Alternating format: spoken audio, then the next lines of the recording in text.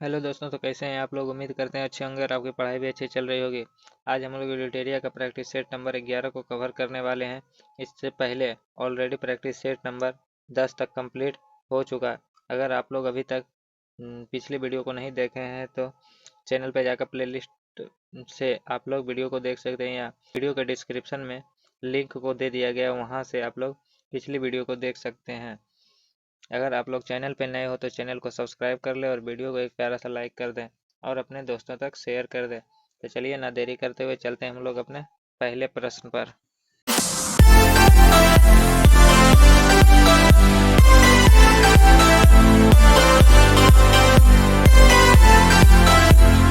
तो हमारा पहला प्रश्न है, भारत में लोकतंत्र इस तथ्य पर आधारित है कि भारत में लोकतंत्र इस तथ्य पर आधारित है कि जनता को सरकार को चुनना तथा बदलने का अधिकार प्राप्त है।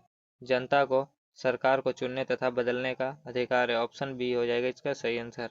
अगला क्वेश्चन देखते हैं। तो हमारा अगला क्वेश्चन है, भारत में संसदीय सरकार की निम्नलिखित विशेषताएं हैं। भारत में संसदीय सरकार की निम्नलिखित विशेषताएं हैं। तो वो है, बगैर संसद बने कोई व्यक्ति केवल 6 माह तक मंत्री पद पर रह सकता है। बगैर संसद बने कोई व्यक्ति केवल 6 माह तक मंत्री पद पर रह सकता है। इसका सही आंसर हो जाएगा ऑप्शन नंबर डी, केवल 2। अगला है हमारा, मूल अधिकार से असंगत या उनकी अल्पीकरण करने वाली विधियों को संविधान के किस अनुच्छेद के अंतर्गत शून्य घोषित किया गया। मूल अधिकार से असंगत या उनकी अल्प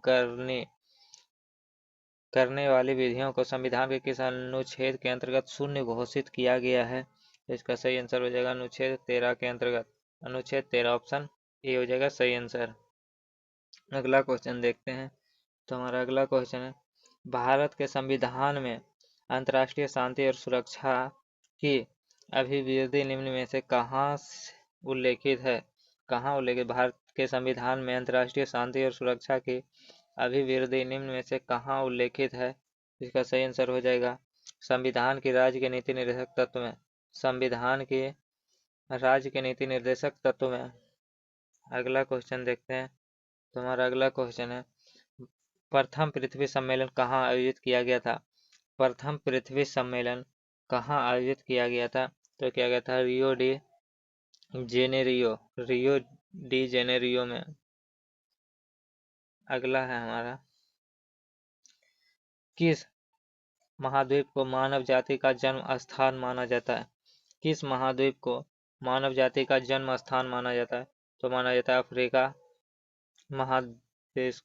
महाद्वीप को। अगला क्वेश्चन है हमारा, प्रमुख पर्वत एवं उनके सर्वोच्च बिंदु का सही मिलान कौन सा है। प्रमुख पर्वत एवं उनके सर्वोच्च बिंदु का सही मिलान कौन सा नहीं है। कौन सा नहीं है, तो नहीं पूछ रहा है, जिसका सही आंसर हो जाएगा हिमालय, माउंट एवरेस्ट ये सही है। रॉकी माउंट मैरी इल्बर्ट ये भी सही है। एंडीज एकोंकागुआ ये भी सही है। अल्पस एल्ब्रूज ये गलत है। अल्पस एल्ब्रूज ये गलत है। अगला क्वेश्चन हो जाएगा हमारा, निम्नलिखित में से कौन सा बिना उपग्रह के ग्रह है। तो बिना उपग्रह के ग्रह कौन सा है। तो इसका सही आंसर हो जाएगा बुध और शुक्र। शुक्र और बुध ये दोनों बिना उपग्रह के ग्रह है। तो इसका कौन हो जाएगा, 1 और 4 ऑप्शन सी। अगला क्वेश्चन देखते हैं। तो हमारा अगला क्वेश्चन है, ग्लोब पर किस वृत्त को वृत्तम वृत्त कहा जाता है। ग्लोब पर किस वृत्त को वृत्तम वृत्त कहा जाता है। तो इसे विषुवत रेखा को वृत्तम वृत्त कहा जाता है। अगला है हमारा, यूएसए के राज्य में सिलिकॉन वैली अवस्थित है। यूएसए के राज्य में सिलिकॉन वैली कहाँ अवस्थित है। तो ये अवस्थित है कैलिफोर्निया में। कैलिफोर्निया में ऑप्शन सी। अगला क्वेश्चन देखते हैं। तो अगला क्वेश्चन है हमारा, इलेक्ट्रोमैग्नेटिक तरंग कैसी बनती है। इलेक्ट्रोमैग्नेटिक तरंग कैसे बनती है। तो इसका सही आंसर हो जाएगा फोटोन तत्व की गति के कारण। फोटोन की गति के कारण ऑप्शन ए हो जाएगा सही आंसर। अगला हमारा, संगोल की संधि कब हुई थी। संगोल की संधि कब हुई थी। तो संगोल की संधि हुई थी 1750 ईस्वी में। संगोल की संधि 1750 ईस्वी में हुआ था। अगला क्वेश्चन है हमारा, सूची 1 को सूची 2 से मिलान करना है। तो रक्त प्लाज्मा, इसका रंग हल्का पीले रंग का तरल पदार्थ है रक्त प्लाज्मा। एल्बुमिन, एल्बुमिन जो है वो ऑस्मेटिक दाब स्थापित करता है, ऑस्मेटिक दाब को स्थापित करता है। गैल्ब्यूमिन वो करता है संक्रमण रोग से रक्षा, संक्रमण रोग से रक्षा कौन करता है? Globulin, globulin. और फाइब्रिनोजेन रक्त का स्कंदन करता है, फाइब्रिनोजेन रक्त का स्कंदन। तो इसका सही आंसर हो जाएगा ऑप्शन नंबर ए। अगला क्वेश्चन है हमारा, भारत के सर्वोच्च न्यायालय का मूल अधिकार क्षेत्र निम्न है। भारत के सर्वोच्च न्यायालय का मूल अधिकार क्षेत्र निम्नलिखित है, तो ये कौन सा है? तो ये भारत सरकार और एक या अधिक राज्य के बीच विवाद, भारत सरकार और एक या अधिक राज्य के बीच विवाद। ऑप्शन बी हो जाएगा सही आंसर। अगला है, किस राज्य में अधिकतम कितने समय अवधि तक राष्ट्रपति शासन लागू हो सकता है? किसी राज्य में अधिकतम कितने समय अवधि तक राष्ट्रपति शासन लागू हो सकता है? तो हो सकता है 3 वर्ष तक। कितने वर्ष तक? 3 वर्ष तक। अगला है, चेलना एवं बिंबिसार के विवाह का विवरण मिलता है। चेलना एवं बिंबिसार के विवाह का विवरण मिलता है, तो कहाँ मिलता है? तो मिलता है ललित विस्तार में। कहाँ मिलता है? ललित विस्तार में। अगला क्वेश्चन है हमारा, एकमात्र बौद्ध सभा जिसका आयोजन बिहार में नहीं किया गया। एकमात्र बौद्ध सभा जिसका आयोजन बिहार में नहीं किया गया था, तो वो कौन सा बौद्ध सभा था जिसका आयोजन बिहार में नहीं किया गया था? चतुर्थ बौद्ध संगति था, जो कि कनिष्क के शासनकाल में हुआ था। किसके शासनकाल में? कनिष्क के शासनकाल में हुआ था। और इसका आयोजन हुआ था कुंडलवन कश्मीर में। कहाँ हुआ था? कुंडलवन कश्मीर में। और इसके समय जो शासक थे वो कौन सा शासक थे? कनिष्क शासक थे। कुंडलवन कश्मीर में ये आयोजित हुआ था। और इसके अध्यक्ष जो थे, अध्यक्ष थे वासुमित्र, और इसका उपाध्यक्ष थे अशुघोष। कब हुआ था? तो ये प्रथम शताब्दी में हुआ था। चलिए अगला क्वेश्चन देखते हैं। तो हमारा अगला क्वेश्चन है, भारत में हीरा धारण करने वाला क्षेत्र कौन सा रॉक सिस्टम है? भारत में हीरा धारण करने वाला कौन सा रॉक सिस्टम है? तो वो है विंध्यन, विंध्यन। Option B. अगला क्वेश्चन है हमारा, अगला क्वेश्चन है, प्रथम जैन महासभा, प्रथम जैन महासभा का आयोजन कहाँ किया गया? प्रथम जैन महासभा का आयोजन कहाँ किया गया? तो किया गया था पाटलिपुत्र में प्रथम जैन सभा। और द्वितीय पूछे तो द्वितीय कहाँ? वल्लभी में द्वितीय। अगला है हमारा, अगला, किसी वंश के शासकों ने ब्राह्मणों एवं बौद्ध भिक्षुओं को भूमि अनुदान देने की प्रथा प्रारंभ की। किस वंश के शासकों ने ब्राह्मणों एवं बौद्ध भिक्षुओं को भूमि अनुदान देने की प्रथा की शुरुआत की? तो वो क्या था? आंध्र सतवाहन ने, सतवाहन वंश ने। अगला है, एल्केन, एल्काइन, एल्काइन का आणविक सूत्र होता है। तो एल्काइन का आणविक सूत्र क्या होता है? तो होता है CnH2n+2, CnH2n-2 एल्काइन। अगला है, कोशिका विभाजन के किस अवस्था में क्रोमोसोम स्पष्ट दिखाई देता है? कोशिका विभाजन के किस अवस्था में क्रोमोसोम स्पष्ट दिखाई देता है? तो वो कौन सी अवस्था है? मध्यावस्था, मध्यावस्था में क्रोमोसोम स्पष्ट दिखाई देता है। अगला है, गुरुत्वाकर्षण नियतांक जी का बीमा सूत्र क्या होता है? गुरुत्वाकर्षण नियतांक बड़े जी का बीमा सूत्र क्या होता है? तो होता है m⁻⁻1 l⁻t t⁻⁻2 m⁻⁻1 l⁻3 t⁻⁻2। Option B हो जाएगा सही आंसर। अगला है हमारा, पेटागोनिया मरुस्थल, पेटागोनिया मरुस्थल किस महादेश में अवस्थित है? पेटागोनिया मरुस्थल किस महादेश में अवस्थित है? वो है दक्षिण अमेरिका में, दक्षिण अमेरिका में। और ये किस देश में पूछ ले, पेटागोनिया मरुस्थल किस देश में? तो ये अर्जेंटीना में है, अर्जेंटीना में है। अगला है हमारा, फॉकलैंड की जलधारा किस प्रकार की जलधारा है? फॉकलैंड की जलधारा किस प्रकार की जलधारा है? तो वो है ठंडी जलधारा। फॉकलैंड की जलधारा कैसी है? ठंडी जलधारा। अगला क्वेश्चन है, डीएनए की श्रृंखला बंधी होती है। डीएनए की श्रृंखला बंधी होती है तो यह हाइड्रोजन बंधन से बंधी हुई होती है डीएनए की श्रृंखला। अगला क्वेश्चन है हमारा, कौन सा पदार्थ पौधे के लिए एक सूक्ष्म पोषक है?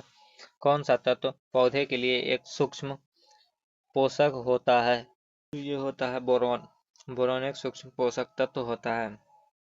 अगला क्वेश्चन है हमारा, थ्रोम्बिन का काम क्या है? थ्रोम्बिन का कार्य क्या है? थ्रोम्बिन का कार्य रक्त के जमने में थ्रोम्बिन सहायक होता है। अगला क्वेश्चन है, प्रित्जर प्रित्जर पुरस्कार किस क्षेत्र में दिया जाता है? ये दिया जाता है वास्तुकला में। ये किस क्षेत्र में दिया जाता है? तो वास्तुकला में दिया जाता है प्रित्जर पुरस्कार। अगला क्वेश्चन है हमारा, निम्नलिखित में से भारत की सुदूर दक्षिणी पहाड़ी कौन सी है? निम्नलिखित में से भारत की सुदूर दक्षिणी पहाड़ी कौन सी है? तो यह कार्डेमम की कार्डेमम की पहाड़ी है। निम्नलिखित में कौन सी दक्षिण सुदूर पहाड़ी है? तो कार्डेमम की पहाड़ी। अगला क्वेश्चन है हमारा अगला क्वेश्चन है, किस संविधान संशोधन अधिनियम द्वारा यह प्रावधान किया गया है कि राष्ट्रपति राष्ट्रीय आपात की उद्घोषणा केवल मंत्रिमंडल की लिखित सिफारिश पर प्राप्त कर सकता है? किस संविधान संशोधन अधिनियम में यह प्रावधान किया गया है कि राष्ट्रपति की राष्ट्रीय आपात की उद्घोषणा केवल मंत्रिपरिषद के लिखित सिफारिश पर ही प्राप्त कर सकता है? किसमें लिखा? तो वो 44वां संविधान संशोधन अधिनियम। अगला है, नाबार्ड की स्थापना किस समिति की संतुष्टि पर हुआ? नाबार्ड की स्थापना किस समिति की संतुष्टि पर हुआ था? तो ये हुआ था शिवरमन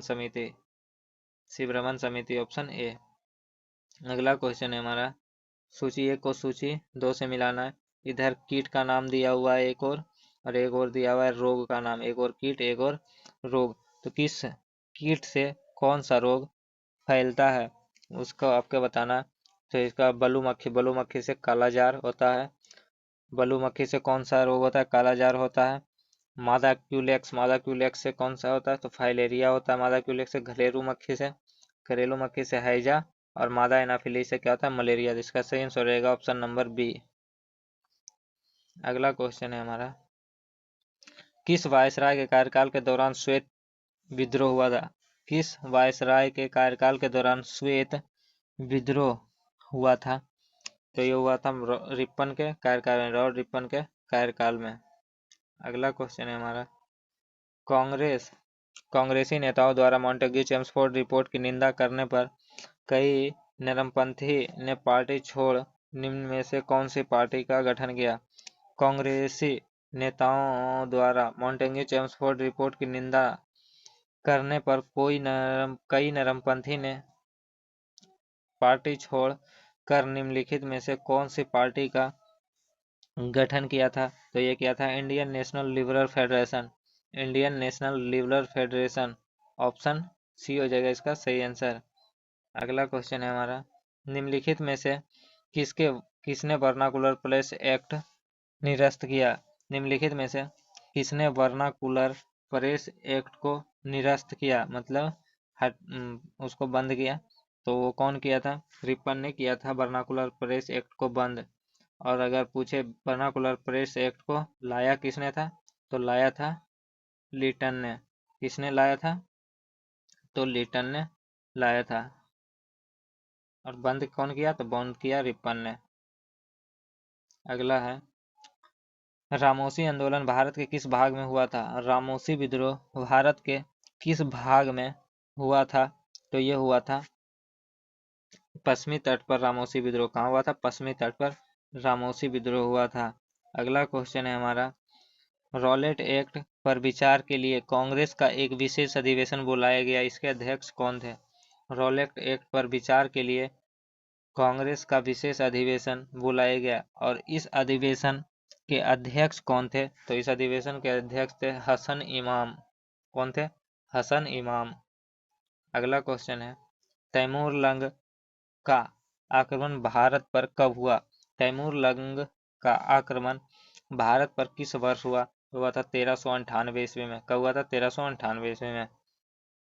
अगला क्वेश्चन है, हड़प्पा सभ्यता के किस स्थल से घोड़े की मृण मूर्तियां मिली थी? हड़प्पा सभ्यता के किस स्थल से घोड़े की मृण मूर्तियां मिली थी? तो वो मिला था रंगपुर से। और घोड़े के अवशेष कहाँ से मिले थे? तो घोड़े के अवशेष मिला था सुतकोटदा से।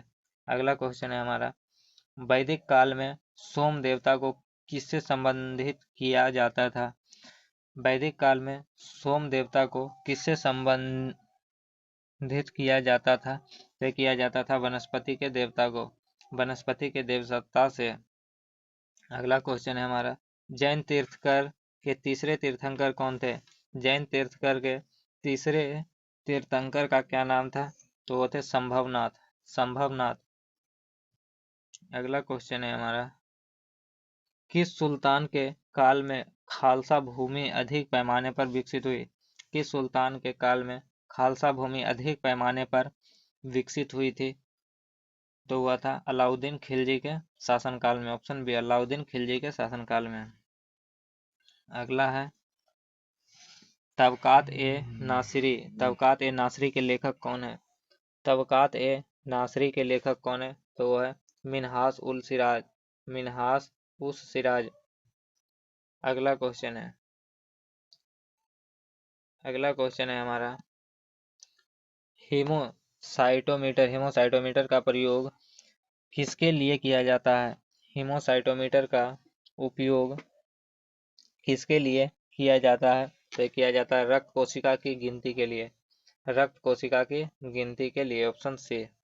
अगला क्वेश्चन है हमारा, एक डायनमो जिससे बिजली उत्पन्न करने के लिए किया जाता है वास्तव में कार्य करता है? एक डायनमो जिसे बिजली उत्पन्न करने के लिए किया जाता है वास्तव में क्या कार्य करता है? तो ये कौन सा कार्य करता है? ये ऊर्जा का कन्वर्टर।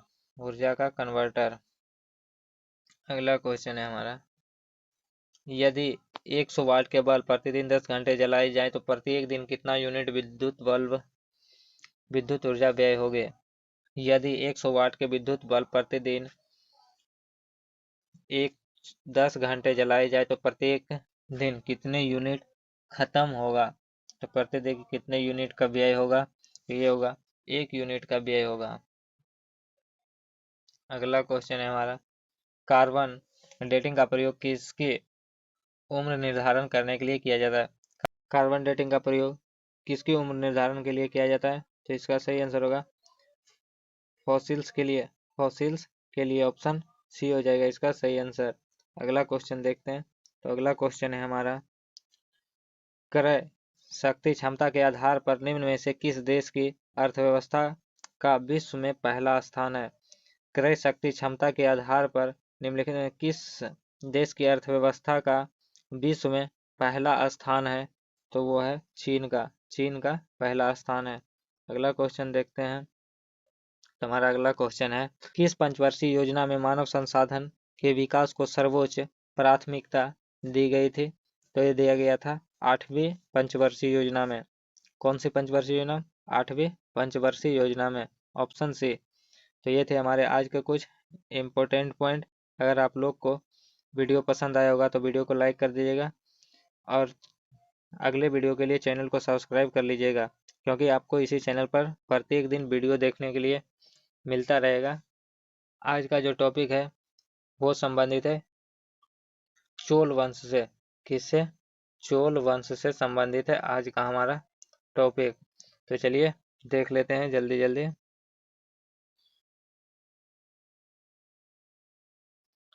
तो चोल वंश के संस्थापक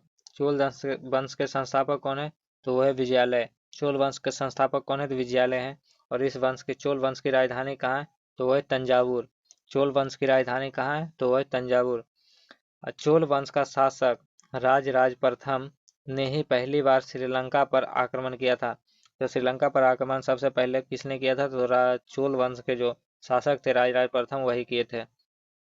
आगे है आगे इस साम्राज्य का सर्वाधिक विस्तार राजेंद्र प्रथम के शासनकाल में हुआ। तो चोल साम्राज्य का सबसे अधिक विस्तार अगर पूछे तो किसने किया था, तो राजेंद्र प्रथम ने किया था। और राजेंद्र प्रथम ने गंगोड चोल की उपाधि धारण की थे। राजेंद्र प्रथम ने गंगोड चोल की उपाधि धारण की थे।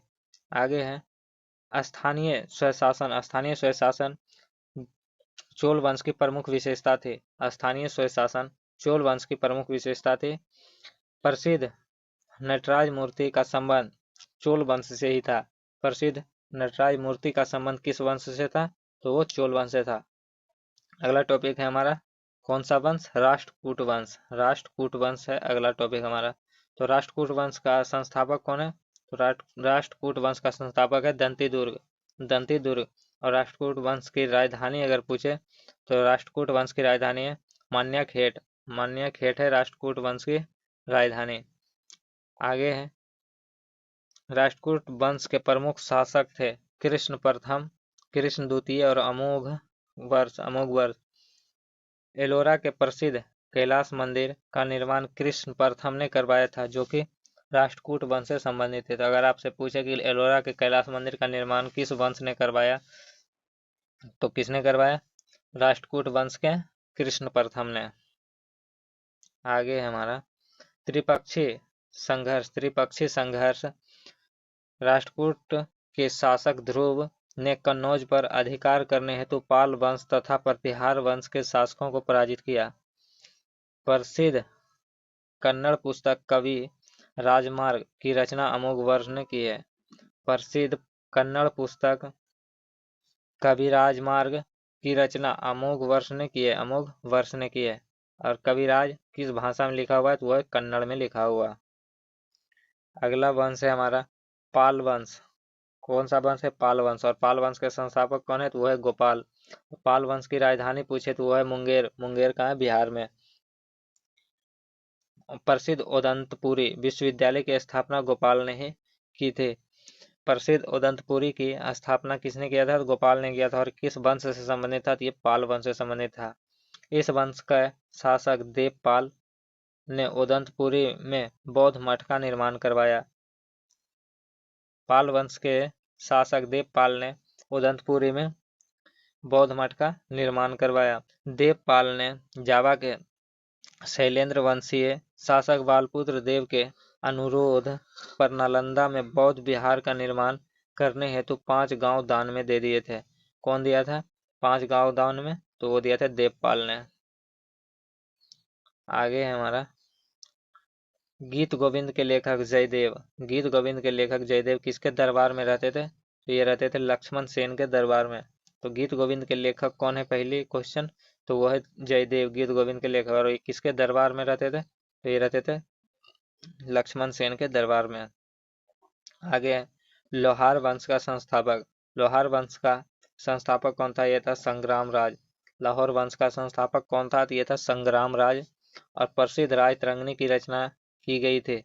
किसके द्वारा प्रसिद्ध राजतरंगिणी की रचना की गई थी, तो ये कल्हन द्वारा किया गया था राजतरंगिणी की रचना। और राजतरंगिणी में किसके बारे में बताया गया, तो ये जम्मू एंड कश्मीर के बारे में बताया गया है। और इसके राइटर कौन है, तो वह है कल्हन। तो आज का हमारा सेशन यहीं पे ख़त्म होता है। अगर आप लोग को वीडियो पसंद आएगा तो वीडियो को लाइक कर दीजिएगा और अपने दोस्तों तक शेयर कर दीजिएगा। और अगले वीडियो के लिए आप चैनल को सब्सक्राइब कर लीजिएगा। अगर आपको इसका पीडीएफ चाहिए, फुल पीडीएफ प्रैक्टिस के लिए, तो आप नीचे डिस्क्रिप्शन में दिए टेलीग्राम लिंक से आप जाकर चैनल को ज्वाइन कर सकते हैं। वहाँ आपको पीडीएफ देखने के लिए मिल जाएगा। वहाँ आप फुल प्रैक्टिस सेट मिल जाएगा। तो चलिए मिलते हैं फिर अगले प्रैक्टिस सेट के साथ। तब तक के लिए जय हिंद।